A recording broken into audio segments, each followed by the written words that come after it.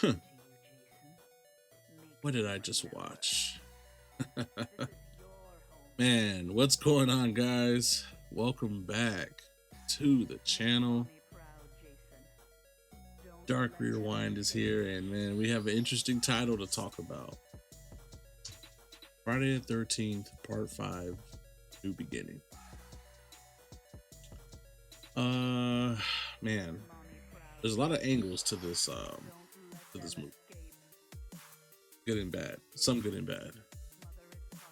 I can say this, man. I'll start off with the basic stats. Directed by Danny Steinman, starring John Shepard, Melanie Kinnaman, and Shavar Ross. And yeah, I would say, all right, I'll say this. Oh, it's been Friday 13th, probably remains, it's probably the most divisive entries in this franchise. Released in 1985, this film, it took a bold risk by moving away from the established formula. And in doing so, it earned both a cult scorn and a cult appreciation. And I mean, that's probably the best way to sum it up. You either love it, like it has like this weird secret group of people that love this movie, or hate this movie. How do I feel about it? Well, I guess I'll touch a little on the plot. So, set after events after final chapter, which is a great movie. We follow an older, traumatized Tommy Jarvis, now residing in a halfway house for troubled youths. When murders begin all anew, and all signs point to Jason's return. But in the end, the killer is revealed not to be Jason Voorhees, but an imposter, Roy Burns, a paramedic with a personal vendetta. And in 2025, this Scooby-Doo ass twist feels like a franchise bait and switch than a clever subversion. Fans who binge the series on streaming platforms often skip part 5 due to the lack of the real Jason, and I can see that. And actually, I wanted to touch on that a little bit. Like, I don't hate this movie, but I can't recommend it. Like, if you're new to horror, new to Friday the 13th, and basically trying to get the lore or only watch the banger movies, I would say skip this one for sure. But I can't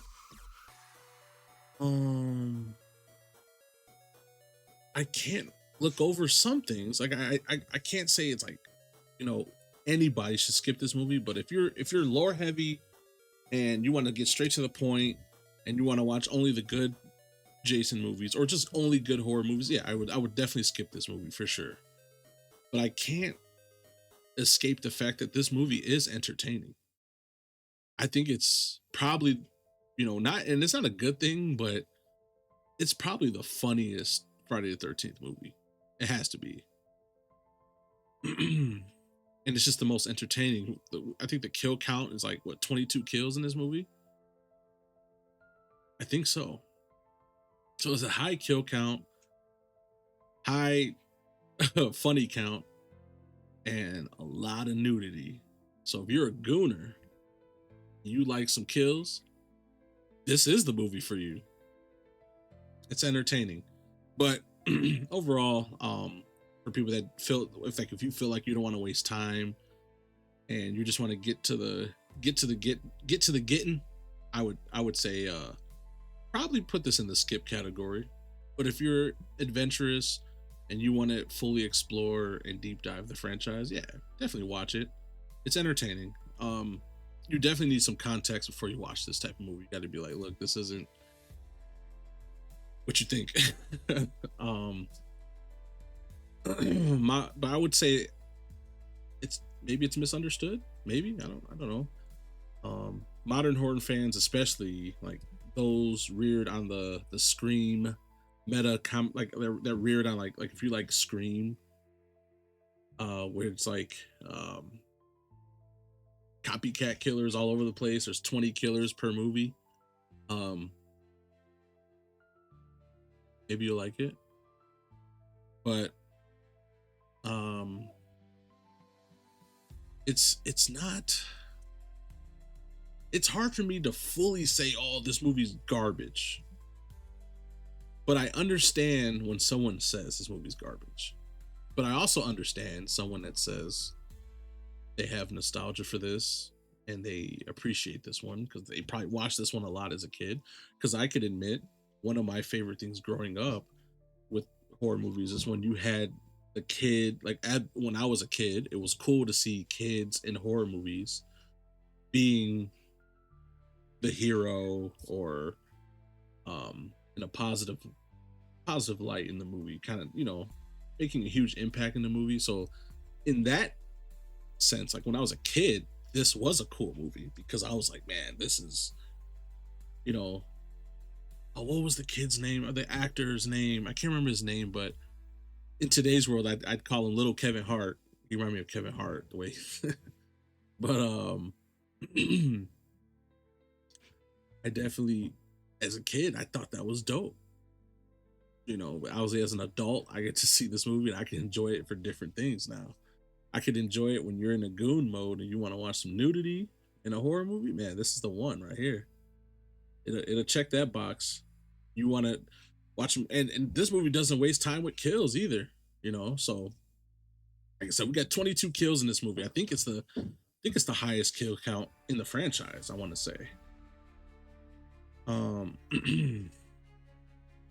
but I would definitely say today it's best viewed as it's a weird detour, and it's the one that tried to set up a Jason-less future, but but the fans took over that fate. I believe I remember hearing about something about they wanted Tommy to end up being the Jason, and it didn't steer out that way.